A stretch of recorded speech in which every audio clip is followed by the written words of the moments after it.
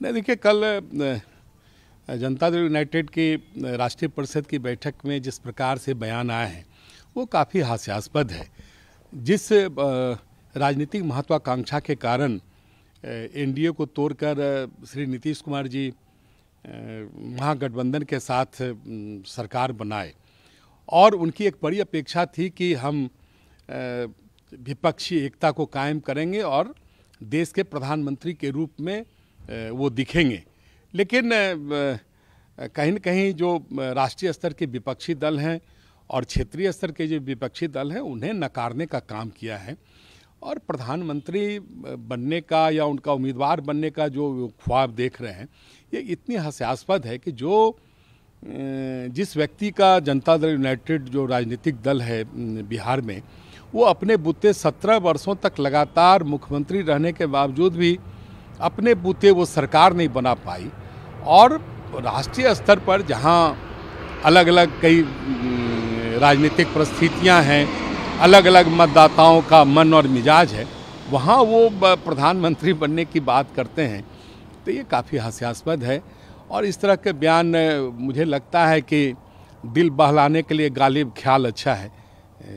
यही आपको लगता है कि वो मोदी जी को टक्कर दे पाएंगे आने वाले चुनाव में? अब देखिए वो तो ये तो और हास्यास्पद स्थिति है। श्री नरेंद्र मोदी जो भारत के यशस्वी प्रधानमंत्री हैं, आज वो वैश्विक स्तर पर एक कद्दावर नेता के रूप में उनकी एक पहचान बनी है और यह पहचान अचानक नहीं बनी है। उन्होंने देश के प्रधानमंत्री के रूप में आम लोगों के हित की कई योजनाओं को लागू किया। राष्ट्रीय अस्मिता के जो प्रतीक चिन्ह थे, जो गौरवशाली भारत वर्ष के जो प्रतीक चिन्ह थे, उनको उन्होंने पुनर्जीवित किया, उन्हें एक अस्थायित्व दिया।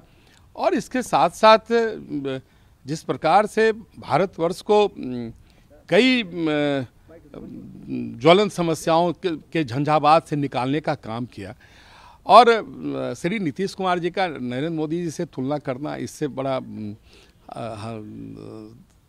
हास्यास्पद बात नहीं हो सकती है। आरोप भी लगाया है कि आप लोगों ने धोखा दिया है तभी तो अरे देखिए, हमारे कारण तो पिछले लोकसभा चुनाव में उनको इतनी सीटें आई और उसके पहले के चुनाव में तो मात्र उनकी 2 सीटें थी लोकसभा में। और ये अचानक उनको लगता है कि दिवा स्वप्न हुआ कि हम सबों ने धोखा दिया। 20 महीने तक हम सरकार में थे तो उन्होंने कभी न व्यक्तिगत बातचीत में बताया, न कभी हमारे बड़े नेताओं के साथ बातचीत में उन्होंने कभी इस तरह की बातें की। तो इस तरह के लांछन लगाकर एनडीए से अलग होना और प्रधानमंत्री बनने का ख्वाब और विपक्षी एकता के नाम पर अपनी राजनीतिक महत्वाकांक्षा को पूरा करने का जो ख्वाब है और उसके कारण इस तरह के आरोप लगाना ये अच्छी बात नहीं है। उन्हें इन चीज़ों से बचना चाहिए। कल से शीतकालीन सत्र शुरू हो रहा है, आप लोग विपक्ष में, तो किस तरीके से? नहीं देखिए, बिहार में जब से महागठबंधन की सरकार आई है तो जो अपराध का ग्राफ है वो काफ़ी बढ़ा है। मैं यह नहीं कहता कि अपराध नहीं हो रहे हैं, पहले नहीं होते थे, लेकिन ये अचानक अपराध में काफ़ी अप्रत्याशित वृद्धि हुई है और इसके कारण बिहार के आम व्यवसायी, आम लोग, जो बिहार की महिलाएं हैं, वो काफ़ी इससे त्रस्त हैं। इसीलिए कानून व्यवस्था हमारा पहला मुद्दा है और उसके बाद शिक्षकों की नियमित जो नियुक्ति कई कारणों से रुकी हुई है वो नियुक्ति हो और जो कई ज्वलंत समस्याएं हैं उन सारे समस्याओं पर हम मुखर होकर इस संक्षिप्त सत्र में हम इन सारी चीज़ों को रखने का काम करेंगे। और आपने देखा भी कि जो पुढनी के उपचुनाव हैं उसमें 7 दल मिलकर भी भारतीय जनता पार्टी को नहीं हरा पाए, जबकि वो महागठबंधन की सीट थी।